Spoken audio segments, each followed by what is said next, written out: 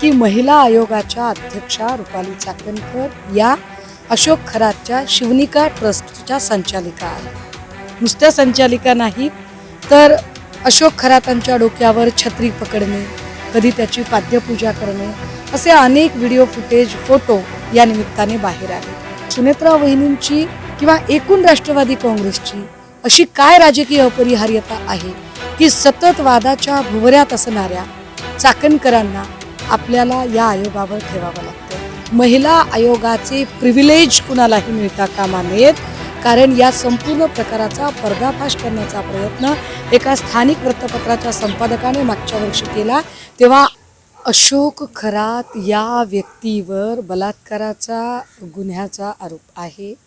त्यामध्ये त्याला अटक झाली। जी माहिती समोर येते त्यानुसार त्याच्याकडे तब्बल 58 आक्षेपार्ह व्हिडिओ सापडले। मुद्दा असा आहे की अशा व्यक्तीला नेमकं राजकीय आशीर्वाद कोणाचे आहेत, त्यावर प्रश्न असा निर्माण होतो की महिला आयोगाच्या अध्यक्षा रुपाली चाकणकर या अशोक खरातच्या शिवनिका ट्रस्टच्या संचालिका आहेत। नुसत्या संचालिका नाहीत तर अशोक खरातांच्या डोक्यावर छत्री पकडणे, कधी त्याची पाद्यपूजा करणे असे अनेक व्हिडिओ फुटेज, फोटो या निमित्ताने बाहेर आले।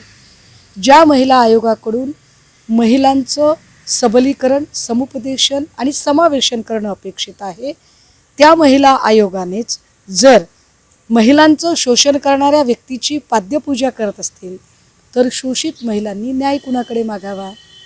माझा सरळ साधा प्रश्न आहे।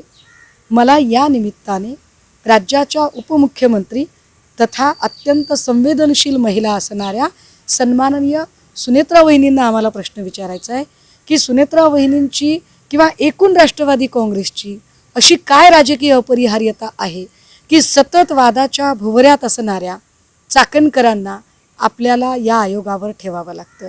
कारण आयोगाचा दुरुपयोग करत वारंवार शोषित महिलांना न्याय देण्याऐवजी महिलांचं शोषण करणाऱ्या लोकांना राजाश्रय देण्याचं काम जर चाकणकर करत असतील तर चाकणकरांना या पदावर राहण्याचा अधिकार नाही।